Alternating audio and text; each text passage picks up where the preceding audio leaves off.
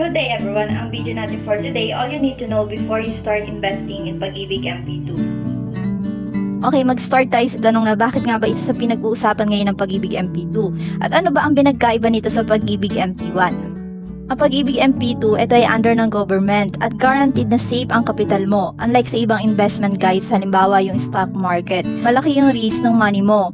Pero itong Pag-ibig MP2 kasi kung magkano yung kapital mo, hindi yun mababawasan at magkakaroon pa ng dividend yung pera mo.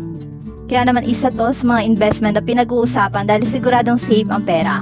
Sa mga nagtatanong naman kung ano pinagkaiba ng MP2 sa MP1, ang MP1 kasi di ba ito yung hinuhulugan mo para sa retirement mo. In short, long term but small returns.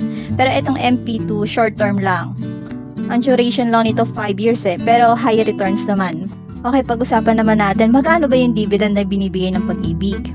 Pero bago tayo dumako sa dividend, meron ako mga interesting videos para sa iyo at the end of this video na pwede mo din panoodin after this. Anyway, back to the topic. According to 2016 to 2018 record ng Pag-ibig, ang dividend 7.65%. At nung 2021 naman, 6%. Not bad, ano? Pero reference lang yan. Hindi dahil ganyan yung mga percentage in the past record, ganito na din yung may expect natin. Ang dividends na makukuha natin ay nakadepende pa rin yan sa kikitain ng Pag-ibig. May dalawang option ka din sa pera mo. Una, kunin mo every year yung dividend. Pero kung gusto mo naman, i-roll over mo sa funds mo para mag-grow yung pera mo. Which is, mas good talaga yon. Ngayon tapos na tayo sa dividend, pag-usapan naman natin yung minimum amount. Is there a minimum amount that you can save? Yes, as low as 500, pwede ka na mag-invest. Diba? Sounds good? Sa mga madaming pera naman dyan, is there a limit to the amount that you can save?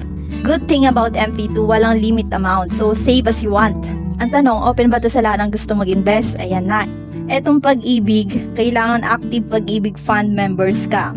Former Pag-ibig fund members with other sources of monthly income and or pensioners, regardless of age, with at least 24 monthly savings prior to retirement.